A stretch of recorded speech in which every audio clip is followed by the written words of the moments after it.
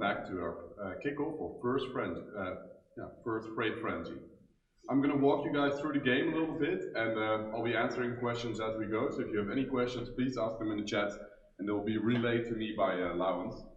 So before we start the game, we're going to take a quick look at how we set everything up before the match starts. The field, it will be put up as you start. You see 4 cubes at the sides, which are representing a robot that will hold them when they are actually playing. And now, at this moment you still see 4 duckies, but we're going to switch in one of the duckies for a capstone that is made by our own very good engineering department. So we're starting with a setup where there's 3 duckies and one team is using their own capstone. So then we go to a 30-second autonomous period during which teams can score points in a multitude of ways. First off, they can take their cube and put it at a random level. They can also put it on the level that is assigned to them by either their duck or their own capstone. These will be randomized. So now they're in the middle, so it goes in the middle level.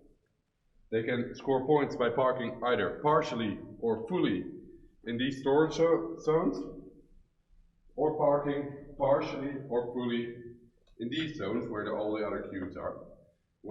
So that's a multitude of ways to score points. What is also a way is they can introduce a duck to the field or their own capstone by spinning this one. And you'll see that if I spin too fast, the duck doesn't fall into the field. So there's some skill needed to find which speed you do it to do it right. So let's do it right for us. One more spin, and then it falls into the field. After the 30 seconds end, you'll hear a buzzer and you'll immediately a countdown is started. At this point, the drivers will pick up their controllers and initialize their tele-op period code, and they can start driving around.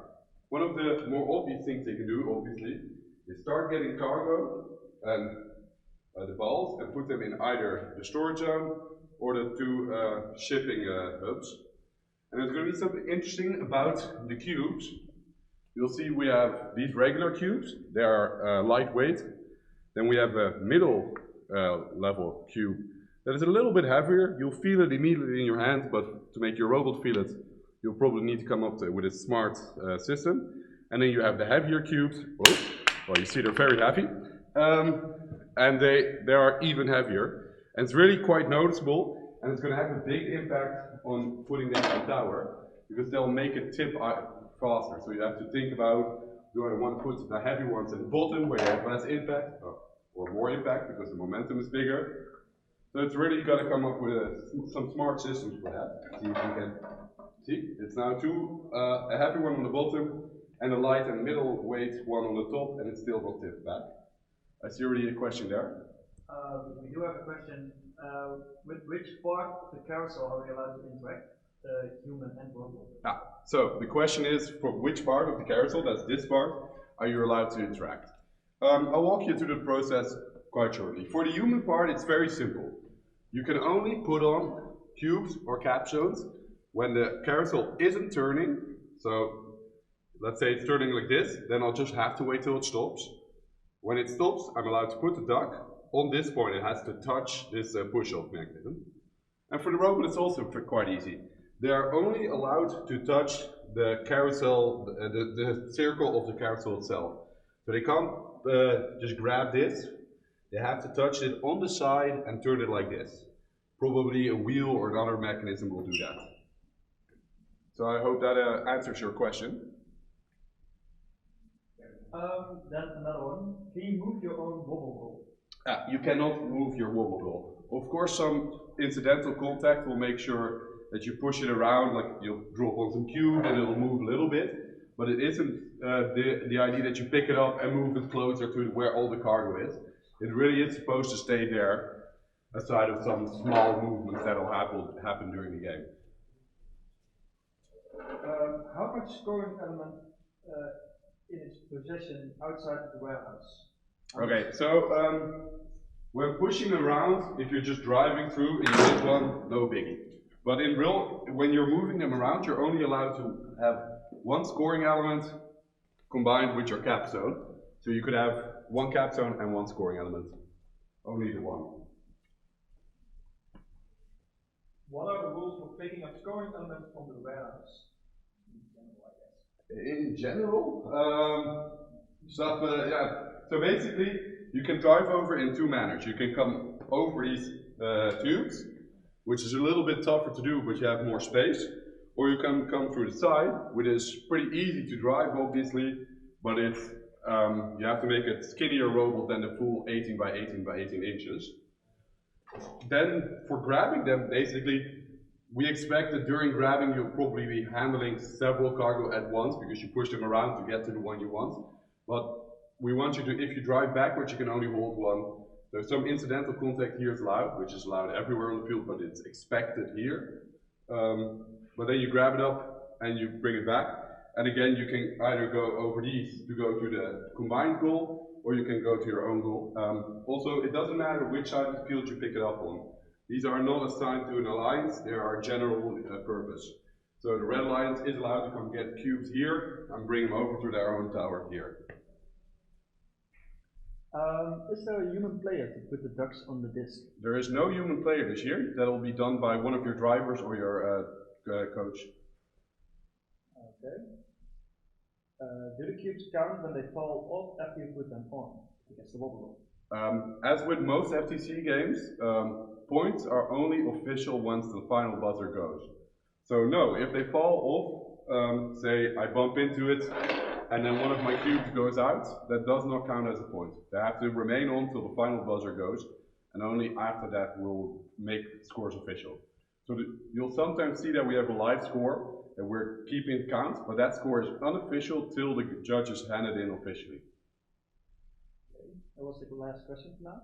Okay, then what did I? Okay, I think I was explaining what you do with the cargo.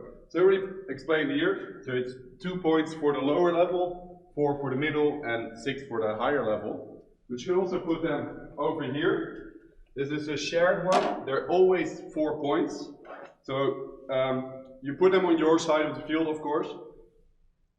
You are not allowed to de-score, but there is always the chance that when you put a couple in here, see if I can make this happen, that then the balance ends, and let's say that ball drops out. That is part of the game. We won't be giving you penalties for if that happens. So that is during end game. Also, you can score 1 point each for pushing them into the storage area here.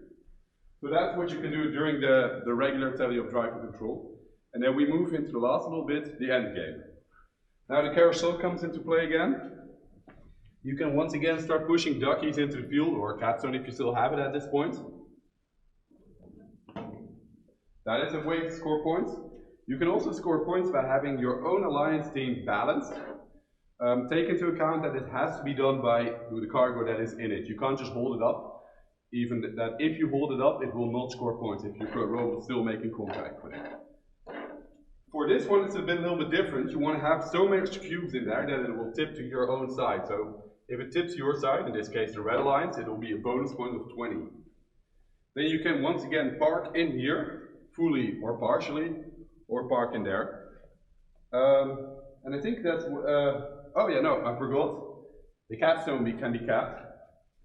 You can put it on your own. There is no a robot from the opposing alliance can't block you from doing that. And say you have another capstone, I don't think I have a good example here, but the other team of your alliance has another one that fits over it, you can stack it, so it can be double the points.